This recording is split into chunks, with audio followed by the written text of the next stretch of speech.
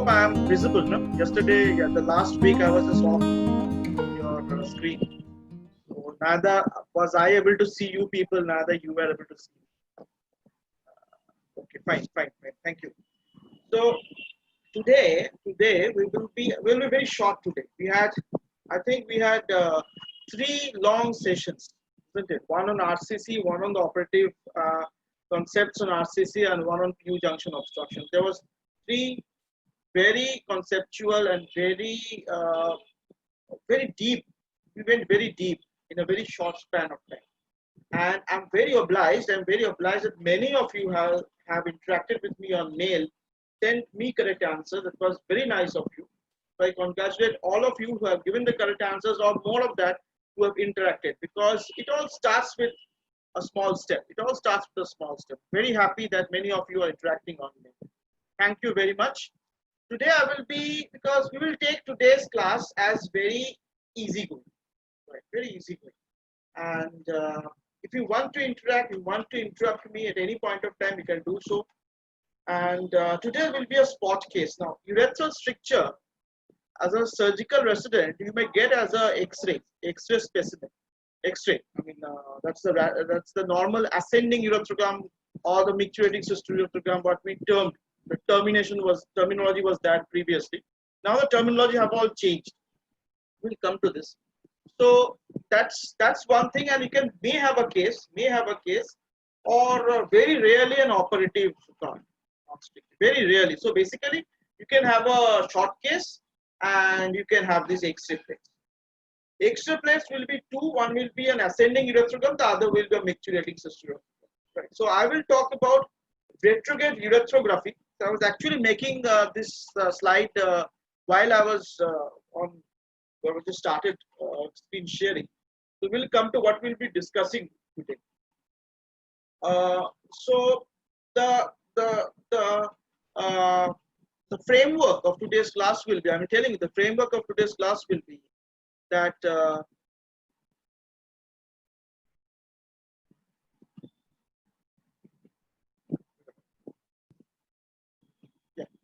so what are the topics we will be covering today? We will be covering today the anatomy of male urethra, right? We will be talking in brief about the different types of urethral stricture disease. We'll talk in very short about the symptomatology, because whenever you have an X-ray, single X-ray, you may be asked that how can the patient present? How did the patient present to you, doctor? And what will be the initial investigation? Before you come to a diagnosis. So the examination will be starting with that X-ray film, but it will be beginning from the symptomatology, types of stricture, and how you do the retrograde urethrogram, and how you diagnose any stricture on this film. So that's the topics to be covered today.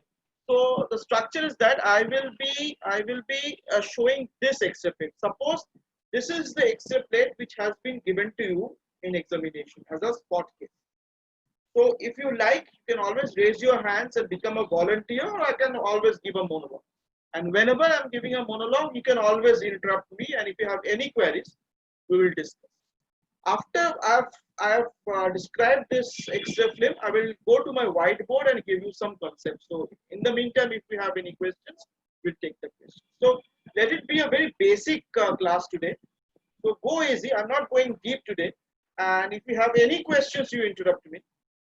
And we will be, if you feel like you want a more extensive class on operative aspects and whatever is needed on your general surgery point of view, we can take another class the next week. So, okay, fine. So if you are ready, I will give you a couple of maybe 20 seconds time. If any of you wants to raise his hands, you can always raise your hand and become a volunteer, or else I will go along. Okay, fine. We have 42 of us. So any of you, it's your choice.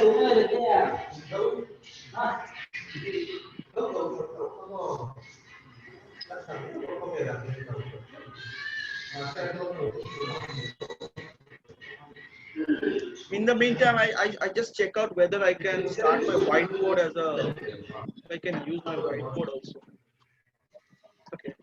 not be able to. So okay, fine. I will start. Don't worry, friends. I will be discussing the X-ray flip. So before I start, as I said, that when we were giving exams, we used to call this film an ascending uretrogram. Right. A lot of interference. Can somebody? A lot of interference.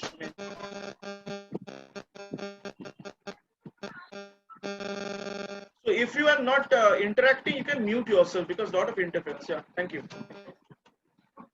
Okay, fine. So when we were giving exams, we used to call this film as an ascending uretrogram.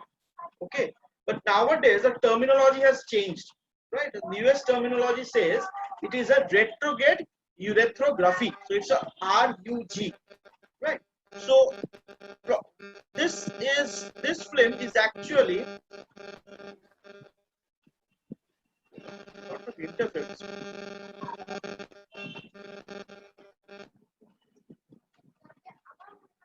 Right.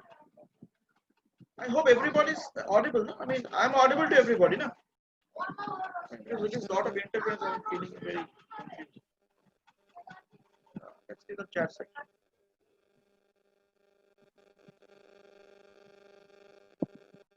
Yes. Okay. Fine. Fine, Dr. Kumar. Thank you. Yeah, you can chat with me while I'm going on. So this film, though I have taken it from the Google and just pasted it over here, please let me tell you that this is not a representative film. So if the examiner asks you if you are happy with the film or not, you will certainly say that I'm not happy with the film. First of all, is that you need more films. You need a scout film. What is it? Whenever you have a contrast study, you always ask for a scout film. One. Second, whenever you are given a retrograde ureterogram of this type, you will always ask that I want to see the meatus. Right. The distal part of the urethra is not visualized. So you can miss a stricture which is involving the distal part of the urethra. Okay, fine. Right. Also, the position of the patient is also not correct. Right. Because whenever you read a film of retrograde ureterogram, you must understand that you will be able to see only one obturator foramen. Right. If you see two obturator foramen, the position of the patient on the fluoroscopy table is not correct. So from this picture itself, that the picture I just placed in the slide in your screen, is that it's not correct. So if the examiner asks you what are the fallacies of this RGU film, you will say, first of all, sir, I want a scout film. Second, no investigation of a stricture urethra is complete without a retrograde ureterogram and a voiding cystourethrogram, what we previously used to know as the micturating cystourethrogram. So you will ask for a scout film, you will ask for a retrograde study, and you will also ask for a micturating film. Only then you can properly delineate the whole of the urethra, and you will give a probable diagnosis on the stricture disease. And third, your films must always have the external urethral orifice, that is the distal part of the urethra, on your view box, and also you have to image any one film, maybe a micturating cystourethrogram. It's very helpful when you have a micturating cystourethrogram. You must have also, you can have to image the kidneys, because what happens in a micturating cystourethrogram that we are not covering in this X-ray is that we may have reflux in the kidneys. So these are the questions the examiner may ask you, and this is the answers you have to give. Right? So from this picture, the examiner may ask you, first of all, tell me what is the urethra, or what are the parts of the urethra you are able to see. What are the areas you are going to see? Leave alone bones. Bones you don't have to mention. Only if there is a posterior urethral distraction defect, Then we have to think whether there is a pelvic fractures, acetabular fractures or not. But still, you can see it in the scout film. You can always see where there is any bladder stones, there is any urethral stones, and there is a this lack of alignment of the pubic bone. So pubic diastasis may be there. The acetabular fracture may be there, right? So from here, you will say that this is a retrograde urethrogram, and it shows the pendulous urethra, right?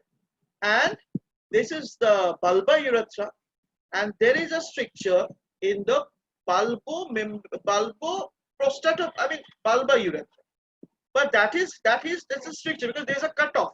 There's a cutoff with a narrow stream connecting this part and the pendulous of the urethra. So there is a cutoff, means there is a stricture, there is a almost complete obliterative stricture. There's only a thin chink of contrast passing from here to here. This is the bulbar urethra. Why? Because bulbar urethra is a wide part of the widest part of the urethra is the bulbar urethra. So from here you can say it's a bulbar urethra. Up above, what is known as the membranous urethra. Membranous urethra because if you look at it very carefully, there will be a faint filling defect over here. A filling defect over here means that this is the location of the verumontanum. A verumontanum is actually the site where the prosthetic urethra ends and the membranous urethra starts. I will be showing this on the whiteboard, but before just try to understand what are the points. So pendulous urethra, there is a short segment stricture at the level of the bulbar urethra, most likely the distal bulbar urethra, and the contrast does flows right into the through the prosthetic urethra into the bladder.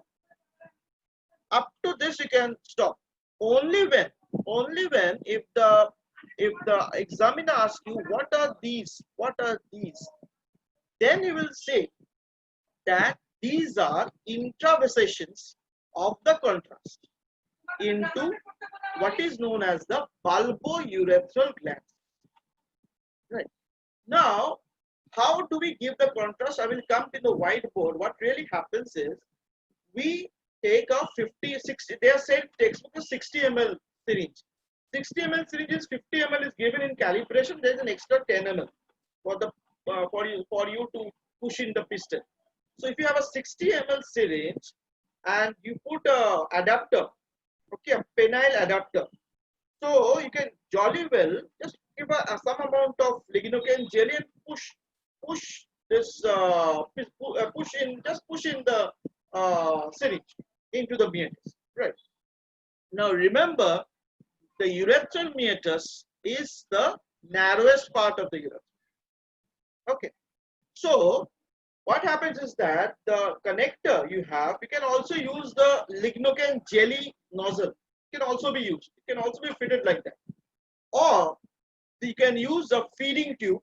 You can use a 6 French or 8 French feeding tube. Just place it at just inside the urethra. It will come where you place it. Or you can use a 8 French or a 10 French catheter. Right, that is used for infants. And place the balloon where at the fossa navicular. That also I will show you in the whiteboard. And gently inflate it 1 ml or 2 ml of water. So you now what you have taken, first of all, how do you do a retrograde urethrogram? Now we'll come to this one point wise. So whenever you are injecting the contrast under pressure, right, then what happens is that there is an obstruction over here. The bulbourethral glands are known as the Cooper's glands, C-O-U-P-E-R, Cooper's glands are present on each side of the membranous urethra. But their ducts open in the bulbar urethra. So the glands are in the membranous urethra, but their ducts open in the bulbar urethra. So suppose you are injecting the dye or contrast under pressure, there is a chink of contrast going in and filling the whole of this and going up to the bladder. But because of the pressure, there will be intravasation. It's not extravasation, my friends. Extravasation is leakage of the contrast material outside the urethra. of the urethral glands, whatever. But if it is within the urethral glands, it goes into these ducts of the corpus glands and fill the bulbourethral gland. So you will see opacification of the bulbourethral gland, which are not normally seen, and it is due to a technical fallacy that you are injecting under pressure, and also means that there must be some obstruction, so that in normal cases it has gone like that straight away, but here there will be some amount of bypass of it. So this is in short how you read a retrograde urethrogram film. So if you have any questions in the meantime, please ask me while I stop my share and go to my whiteboard. Okay. Any question, please ask. Sir, how to delineate the different parts of urethra in the surgical plate? Fine. Very good question. Very good question. Just let me draw.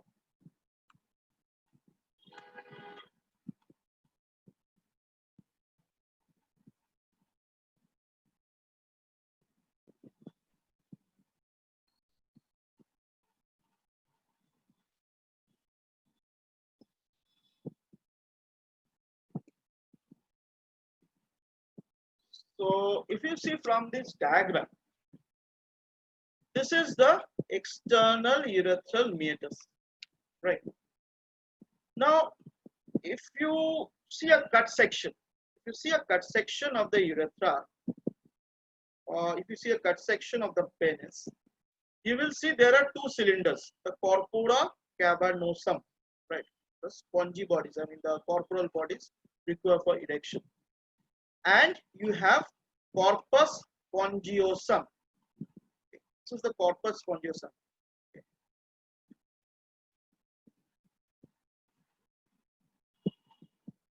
The corpus spongiosum. Okay. And inside it is the urethra. This is the urethra. Right. So this is if you cut the penis. So there is the covering all together, which is known as the Buck's fascia, right? So the Buck's fascia. Overlying is the Darto's fascia. So here D is not deep, it is superficial. So another day we will talk about this perineal anatomy. It's very complicated. I too have to go through it before I will deliver my talk. So this is skin. There is no much of fatty tissue. Then we have Darto's fascia. Below it is the Buck's fascia, which is very tight, while the Darto's fascia is very, very easily mobile. Inside it is the two corpora, and this is the corpus spongiosum. Now, corpus spongiosum is this, right? It surrounds the urethra, right? Urethral stricture disease actually means, what is urethra? Urethra has an anterior urethra, known as the anterior urethra, and a posterior urethra. Okay, fine. So, what is anterior urethra? Anterior urethra, the whole, and in the meantime, the male urethra is about 20 centimeter long. It's an important question. 16 centimeter, that is the most part of the urethra, is actually the anterior urethra. Anterior urethra is right from this external urethral meatus to up to the bulbomembranous junction, right? Now, what is bulb? What is pendulous? I will come to this. And the membranous urethra and the prostatic urethra forms the posterior urethra. Try to understand this very important concept. Urethral stricture, by definition, means it's a fibrotic.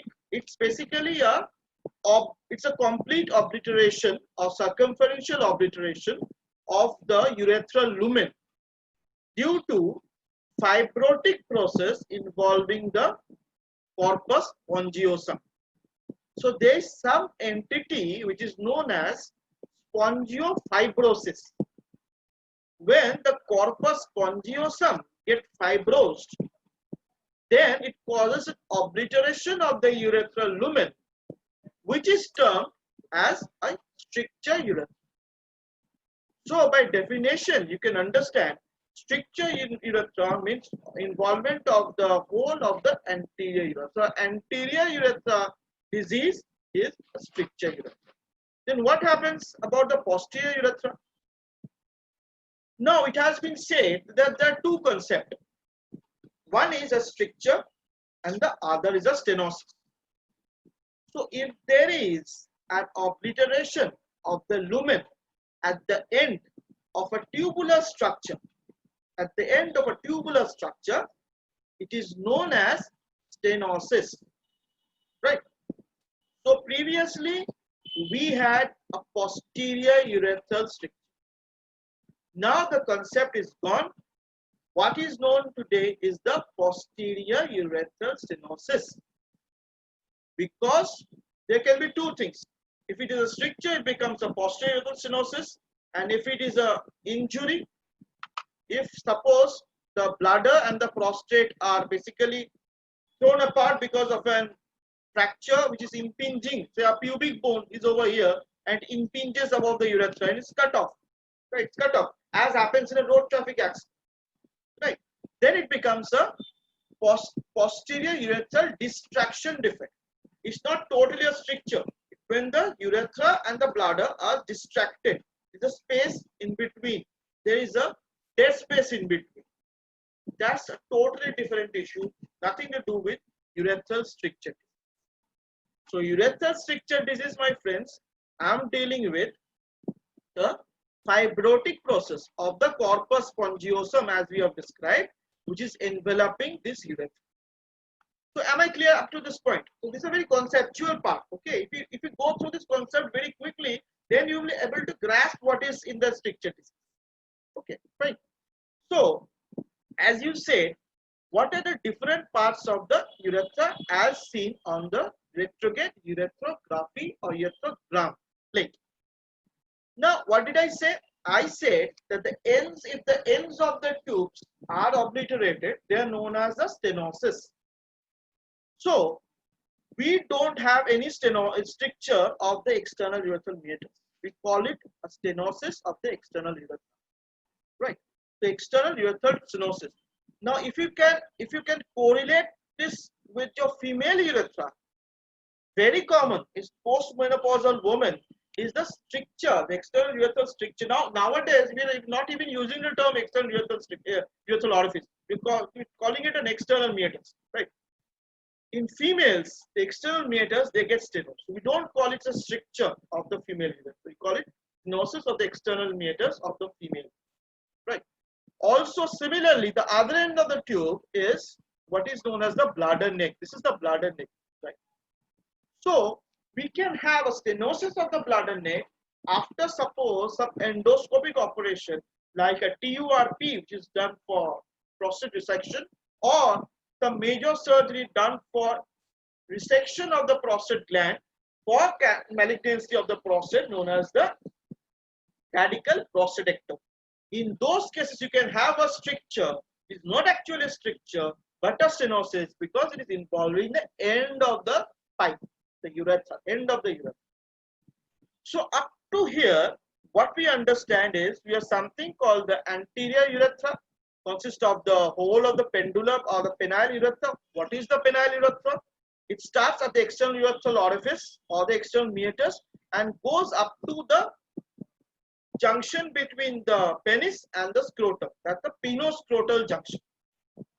So any part of the urethra above the penoscrotal junction will be the bulbar urethra, right? So what are the causes of anterior urethral or a urethral stricture disease? We know the causes of urethral stricture disease is infection or inflammation and trauma, right? Trauma for posterior urethra is different. It's a pelvic fracture distraction defect. It's a totally different entity. But whenever, suppose, this often you can hear of this story. A person is walking on the streets. One manhole cover is, somebody stole a manhole cover. The person is looking at the stars and he falls down in the manhole, and or somehow he slips his legs and the manhole cover actually hits his perineum. Right. So what happens in this case is actually he is having an injury. It's known as a straddle injury. injury over the bulbar urethra. Just at the penis and the scrotum, there is one injury. Something comes from over here and it compresses upon the urethra. So he will have a bleeding. He will have difficulty in the to initiate micturition, and he will have a blood at the tip of the penis. Right. Okay, there are some people in the chat. Let me see whether you have any questions or not. How to differentiate MCU, RGU in X-ray? Yes, I'm coming to. Yes, Dr. I'm coming to the patient position. Right. Thank you for reminding me. So we will be talking about patient position to differentiate MCU, RGU. Please repeat the concept. Okay. And this is the fall astride injury. Right. Very good. Dr. Sanjay, very good. These are the causes of anterior urethral stricture. So please remind me, I'm talking about patient position, I will be talking about MCU, RGU. So as you said, Dr. Giri, is that these are the causes, the straddle injury, the fall astride, and the infective and the inflammatory concept. What are the infective cases? Very common, previously gonococcal urethritis. Nowadays gonococcal have gone because of better personal hygiene, good antibiotics. But now the most common cause of STD, sexually transmitted disease, causing urethritis is actually non-gonococcal urethritis. The chlamydia, all these things, right? So what they cause? Let again go to the anatomy part. Okay. So this is what is known as the external meatus, right? Over here, which is what they have a space just inside the glans. This is the glans. The glans is a bulbous end, so it will have a space. The glans doesn't have any corpus spongiosum. The corpus spongiosum starts just behind. So what happens is that this is what space is known as the lacuna. I just forgot the name. It's called the lacuna magna, or it's called the sinus of Gueri, right? So it's a space over here. It's a space over here. Suppose there are two things to keep in mind. That there, if what happens is that if you push, what we use, if you now come to what is the position of the patient, right? What is the position is said to be a supine oblique position. What is a supine oblique position? The patient lies down supine, slightly placed oblique. So suppose his lower leg is flexed at 90 degrees.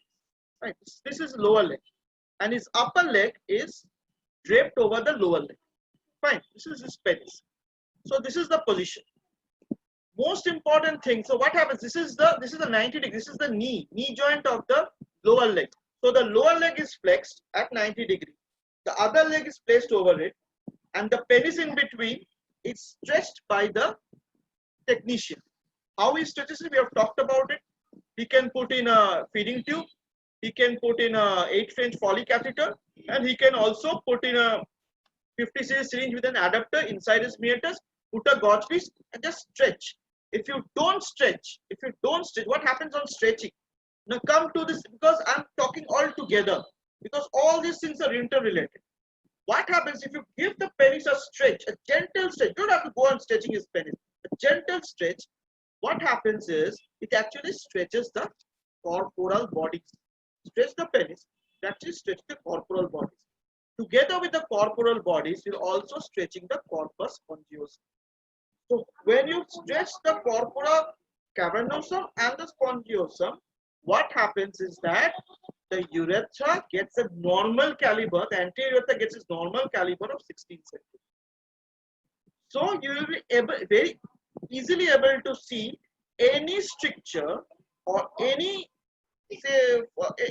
problem in the urethra, anterior urethra, which can be missed if the urethra is not stretched properly. So there is some concept which is known as, what are different types of ascending urethra or retrograde ureterography. One concept is known as a dynamic retrography. Let's come to the concepts once again. So this, what I said, is a lacuna magna.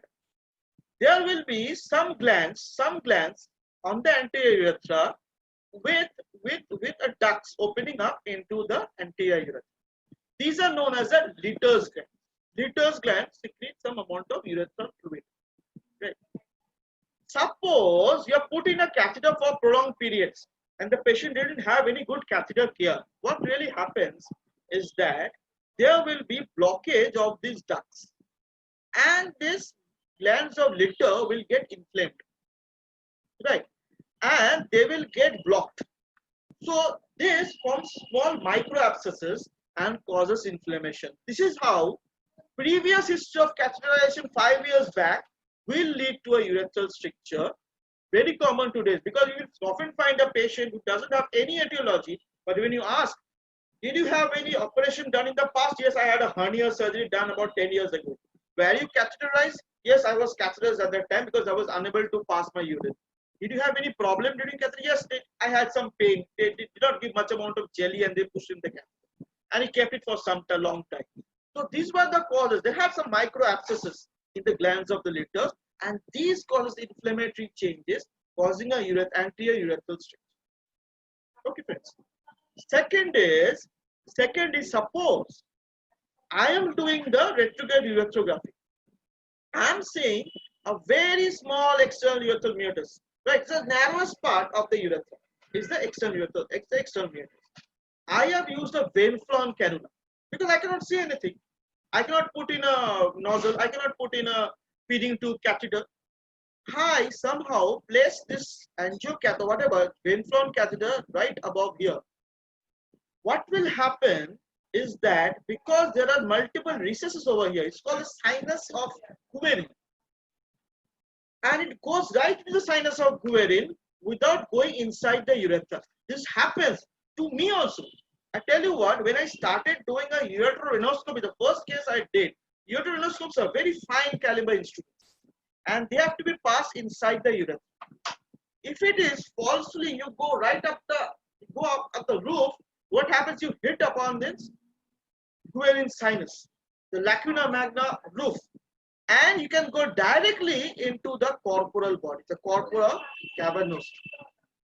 So you can have extravasation of the contrast into the corpora without the patient having any pre-existing infection, without the patient having any problem with his urethra, if we are doing the retrograde ureterography in a wrong way. So if the examiner asks you, how will you say catheterize the patient? You stretch the urethra and you put the catheter along the floor. Never introduce it along the roof. If you introduce it along the roof, it is a narrow caliber catheter. It will hit and it will extravasate. The same thing happens very commonly. Push it, you just unmindfully push it and it actually goes to the roof. Because if you don't stretch it far enough, it actually goes to the roof and the contrast, you just push in the contrast, not being gentle enough, doesn't happen. It happens to everybody. It happened to me also. And the contrast extravasates into the corpora cavernosum. Right.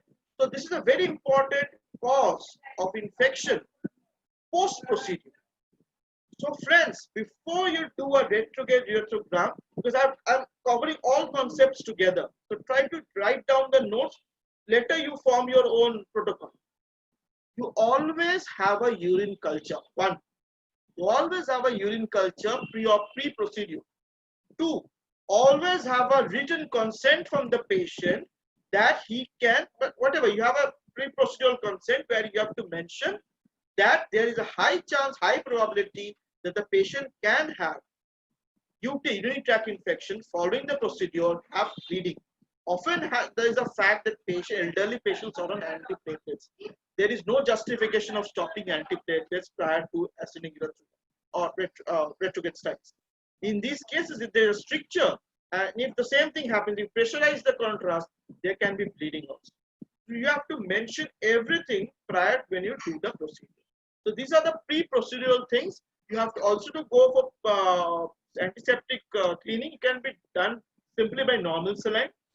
Just put a slight amount of lignocaine jelly for proper anesthesia, local anesthesia, and then you will say that I have used one thing. I have used a 50-60 cc syringe with a nozzle, or you have seen people doing it a 10 cc syringe and a 2 ml balloon in this phosphonavicular. Say this.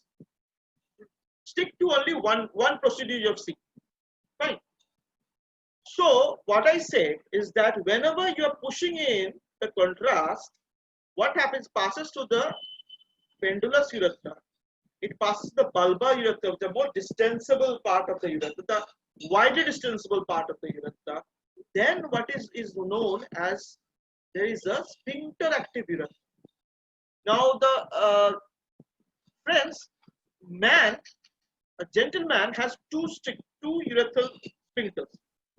One is the internal sphincter or the bladder neck, which is under sympathetic control. You must have heard of L5, T12, L2, L1, L3, L2, L3, sympathetic supply. I just forgot about those nerve supply. But this sphincter, the external urethral sphincter, which is under involuntary control, right? But this is under voluntary control. That way, suppose I'm sitting in front of you. I have an urge to urinate, but I cannot do so because I need to finish it in another 15 minutes. So I will hold my urine. So this is the how I control my urination by contracting my external sphincter or the rhabdosphincter, which is under the effect of pudendal nerves, the S2, S3, S4, right? Somatic nerves. So this sphincter covers the part of the urethra which is known as the membranous urethra. Membranous is the shortest part of the urethra and the narrowest part of the urethra, next to the external urethra. Okay, fine. So after this membranous urethra, what is known as the prosthetic urethra. Prosthetic urethra is the most dilatable part of the urethra. The prostates are a dynamic lobes. They are always in dynamic relationship. You can put in a catheter, push in saline, push in jelly. It dilates, the most dilatable.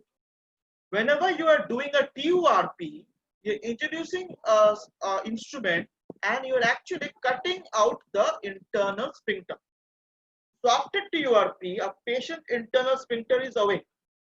Okay, and he has only what he depends upon is external sphincter to control his urination.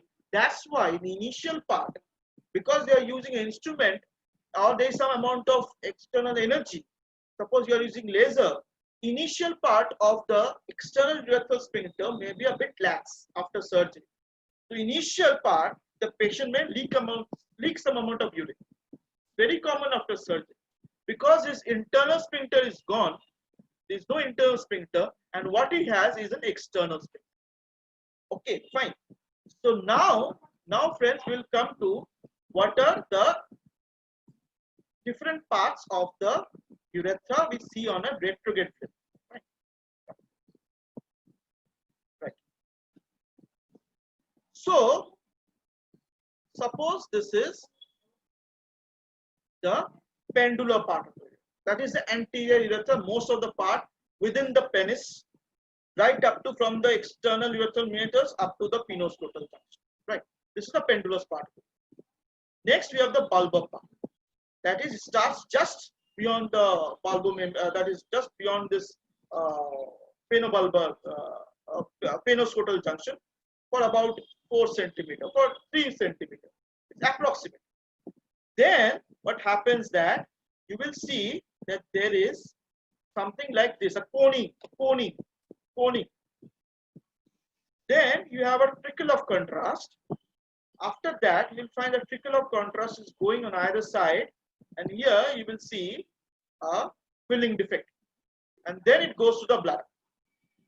Fine. So this part where trickle of contrast goes over here is actually the membranous urethra. How do you know this is the membranous urethra? Because you can see there's a sharp cutoff. What really happens whenever you are injecting a contrast, because the patient is not under anesthesia, right? He is awake. He will always try to resist something which is pushed against his normal, because we normally pass urine from here to here. So we are not at all accustomed to something coming from the other way around. Okay. So we will contract the urethra, contract the external urethra sphincter. I'm sorry, external urethral sphincter. So what happens is that now this momentarily closes off the membranous, because the membranous urethra is surrounded by external urethra. Now the external urethra again is not a full circle. We'll come to this later. It's not important over here, but it will close off. So if you find in a retrograde uretrogram is that is smooth, then you have a typical this thing funnel shaped close, typical apical cutoff, and then some contrast material going on, trickling. This is known as the wide distensible area, prosthetic urethra with a filling defect, which is known as the verumontanum. So these are the landmarks you're going to see in a retrograde film. The external meatus, this is known as the penile urethra. Just proximal to this cutoff, normal cutoff is the bulbar urethra. You will see there is a change in the caliber. Another thing I will come to this, how we identify bulbar urethra. Then you have a chink of contrast, means it's a membranous urethra which has been contracted by the patient himself.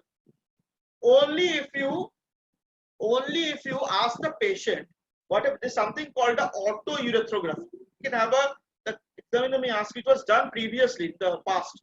What happened is done now, the technician becomes very intelligent. He becomes cunning. I have got another case in my next theater.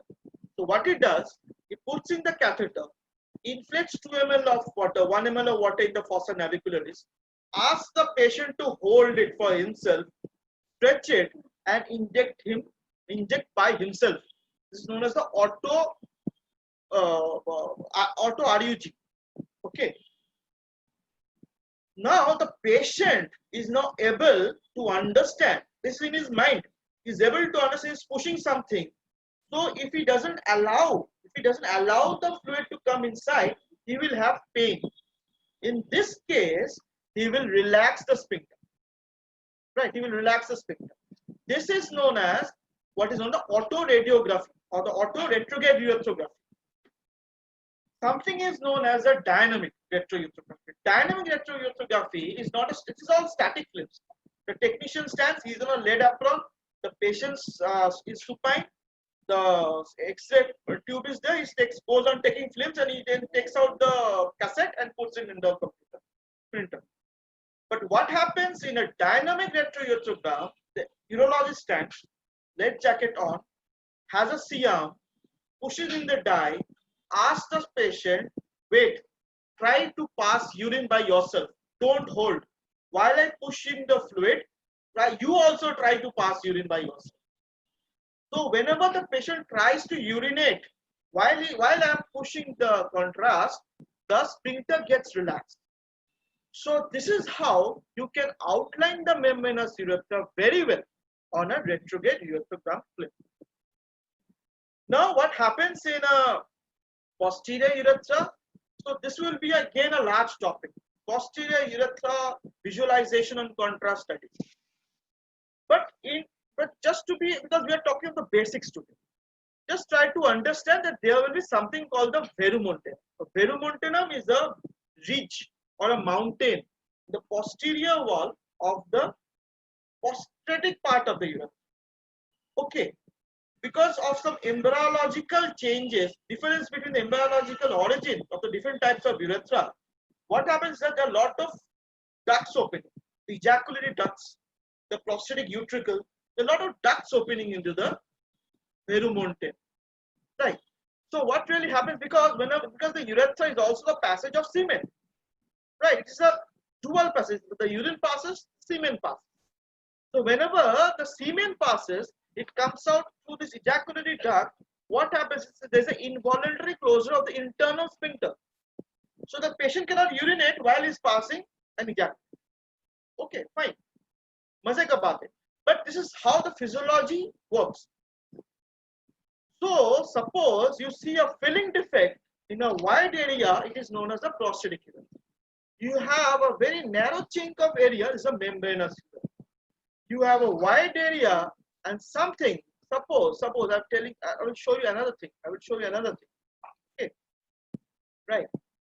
Now you can have what is known as a notch, a normal notch. It's known as a normal incisura in the ureterogram film.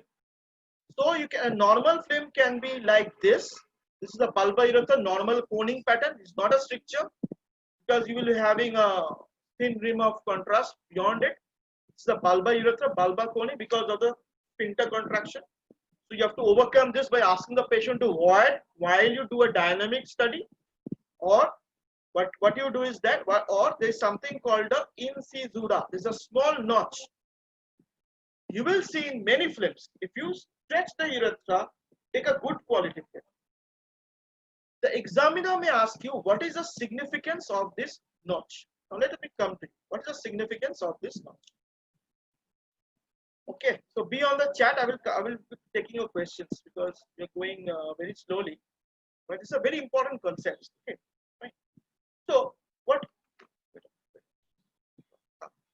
So I was talking about, now there is a muscle known as the Bulbospongiosus. Okay, why Bulbospongiosus? Because this is the urethra, this is the bulbar urethra, and it is enveloped by the spongy part. Okay, the spongy part of the corpora of the corpus spongiosum actually ends in the bulbar urethra. The rest part doesn't have any spongious tissue. That's why it is not part of the anterior urethral stricture. There is a muscle which envelops the whole of the bulbar urethra and the corpus spongiosum, and this is known as the bulbospongiosus. This muscle must be strong for proper ejaculation. Many patients have complained of post-void dribbling. Elderly patients complain of post-void dribbling. Young patients complain that while after coming out of the namaz, they have a small amount of leak. These patients have weakness of this bulbospongious muscle. Because of closer scrutiny, they will also tell you they have also problem with ejaculation. This dynamically compresses the spongious muscle, spongiosa and the urethra together to eject the last part of urine, the last part of the semen out to the urethra. Right. Now, this muscle has three components. Okay.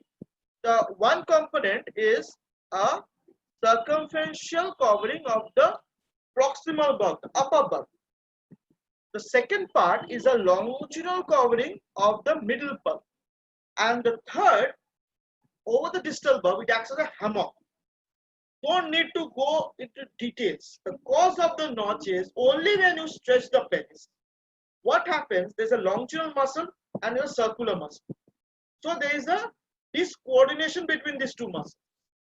And whenever you pull like this and there's a circular muscle, there's obviously a gap or a notch. And this shows as a normal incisura on the bulbar urethra. So these are the typical findings you need to watch out for when you are giving an RGU. Okay, fine.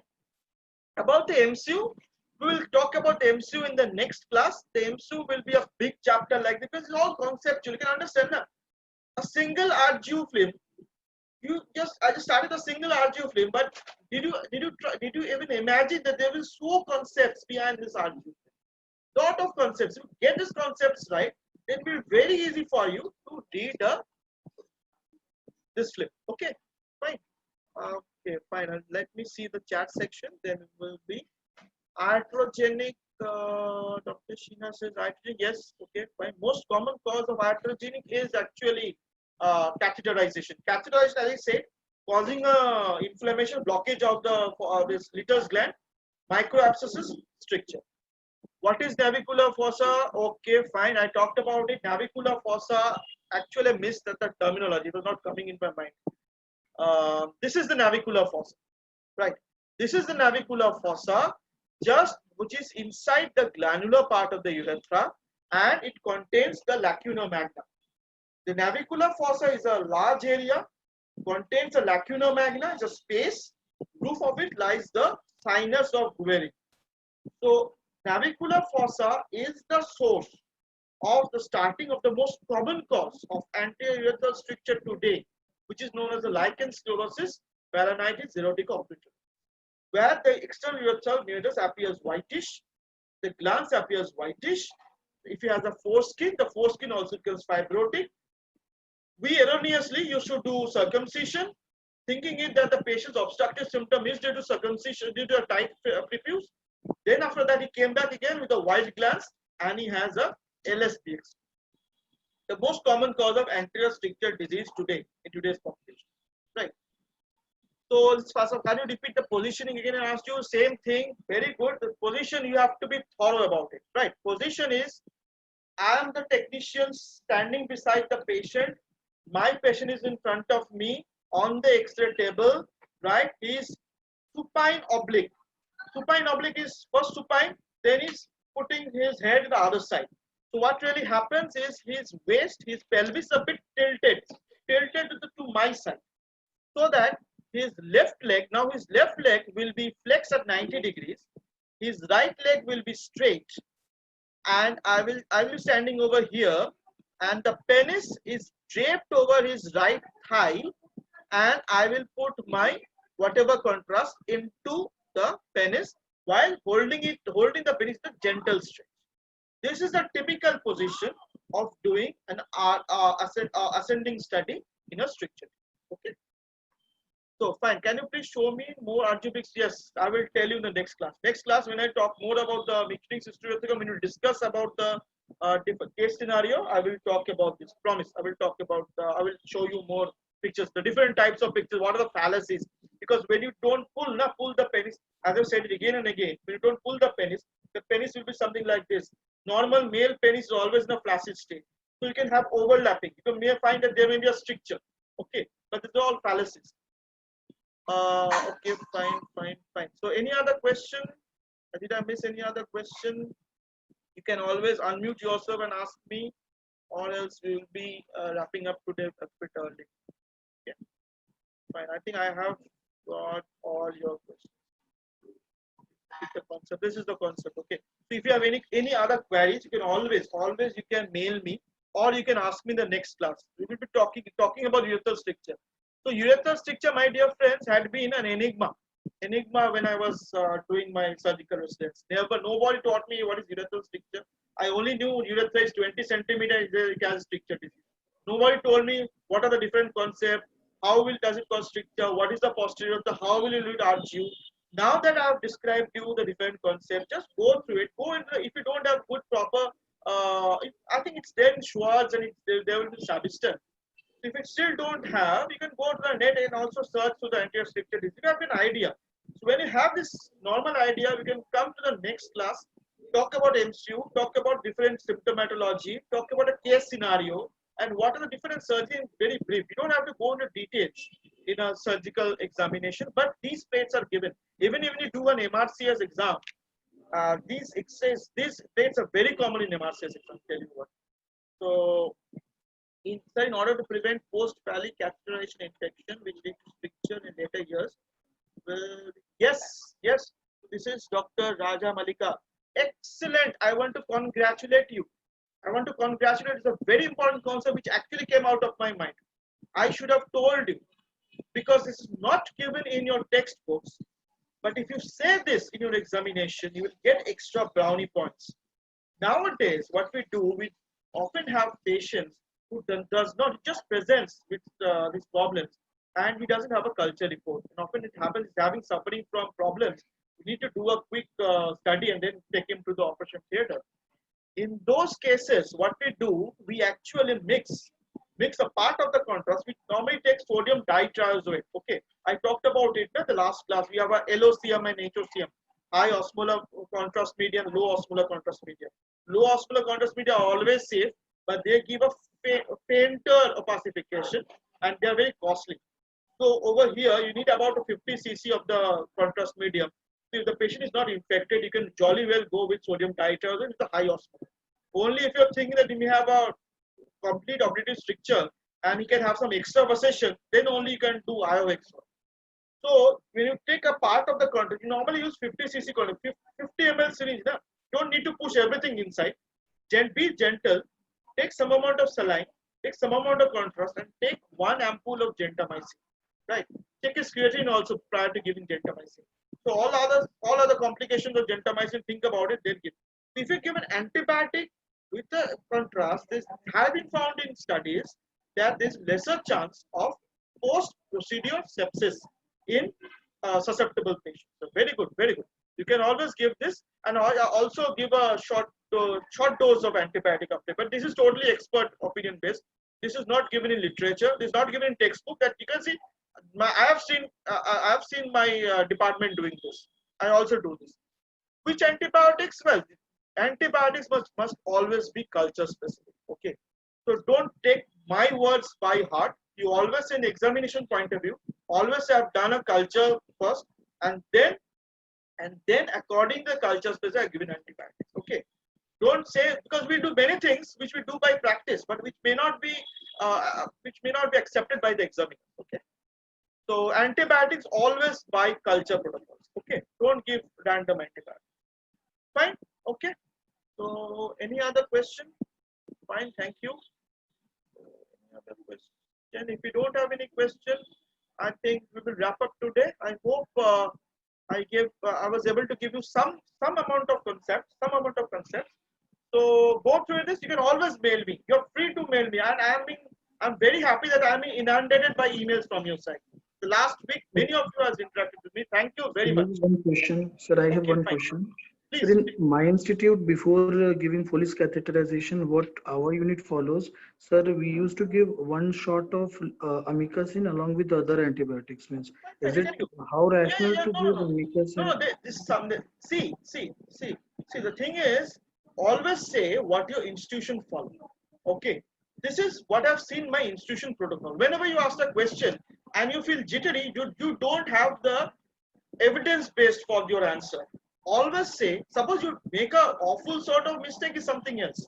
But this thing, okay, my institution gives an injection amikacin just before we take the patient because we don't have a culture report. We do it on empiric basis, and this is my institution protocol. You will not be penalized because of that. If you say, this is my institution protocol, and this is a very valid point, that I don't have a culture report, I feel the patient may be infected, he can harbor urinary tract infection, and I am giving pressurized contrast media into his urethra, so he can have infection. So that's my institution protocol. You can always go with it. Okay, sir. Okay. So let me stop my share. So if we are all okay, then can we wrap up today? So we will meet tomorrow with further concept. If you want to have continuation of urethral stricture disease, you can always write to Dr. Sina or me or Mr. Shilajai or whatever topic you want.